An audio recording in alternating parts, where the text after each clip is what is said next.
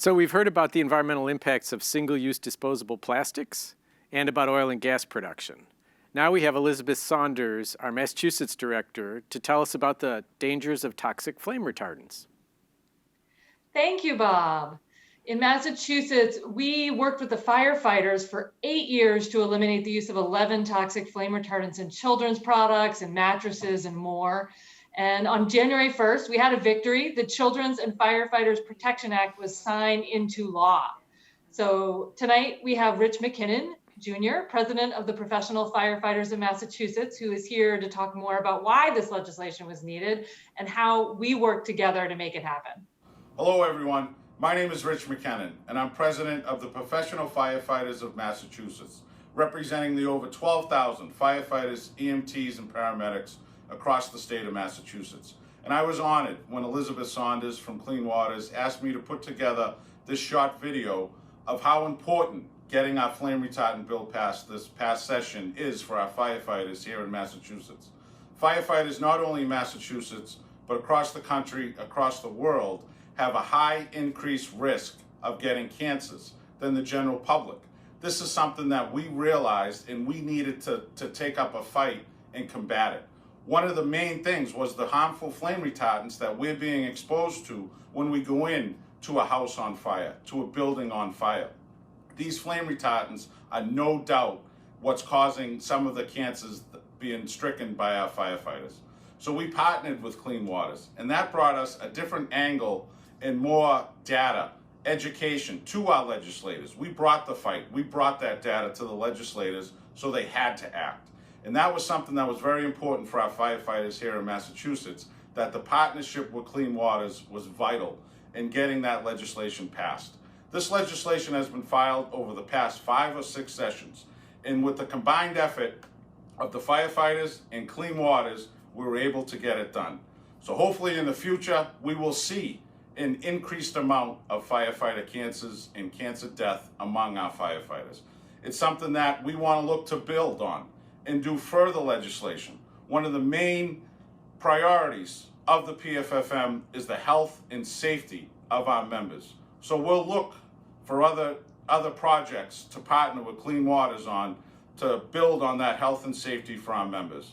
I want to thank you and thank Clean Waters for the partnership that we've created. That's great.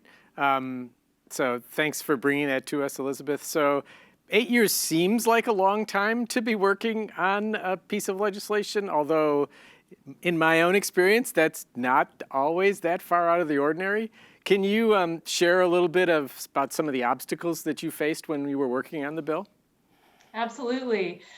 The biggest obstacle, in getting any law passed that would reduce the use of toxic chemicals is the opposition of the chemical industry.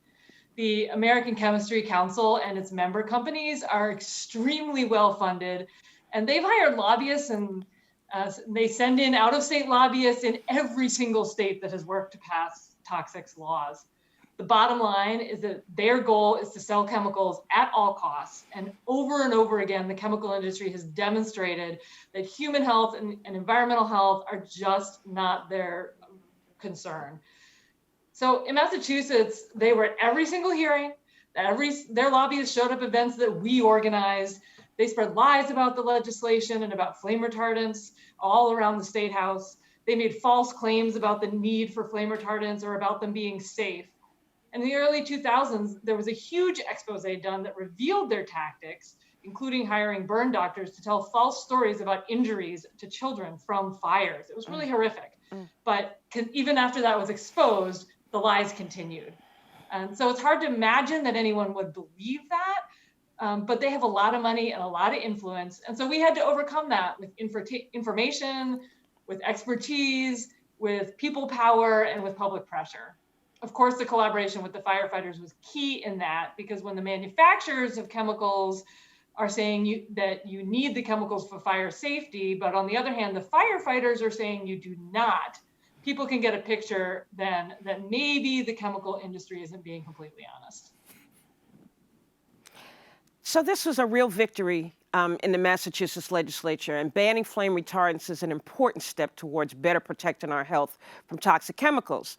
But what are some of the other toxic hazards that pose a danger to our health, Elizabeth? Well, the big focus in Massachusetts, and in fact in many states around the country for this year, is a group of chemicals called PFAS chemicals, or perfluoroalkyl substances.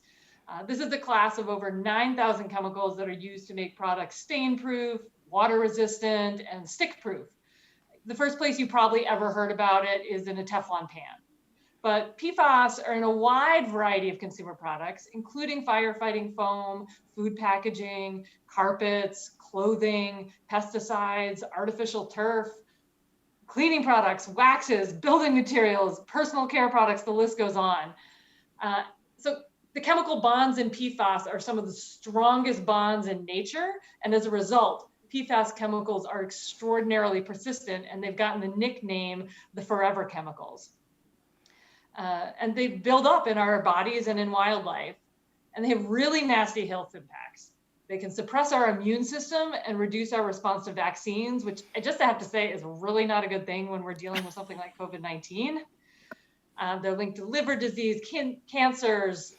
Some have been linked to endocrine system disruption and reproductive disruption. So workers and people who live in communities with highly contaminated water are at greatest risk, but PFAS impacts all of us. 98% of Americans have PFAS in our blood. And so people are exposed by drinking water that's been contaminated, or by eating contaminated food, or by using products with PFAS. So we are working to prohibit the use of PFAS in products, to clean up the existing water pollution that already exists, and to hold manufacturers responsible for the mess that they have made by putting this stuff out there, even though they've known about the health impacts for many years. Elizabeth, I want to thank you for the work that you continue to do. Thank you and Rich for bringing home this legislative victory, but also thank you for staying the course and continuing this fight. We look to you for leadership, and you never disappoint. Oh, well, thank you, Bernice, and thanks, Bob. Great to talk with both of you. Thank you.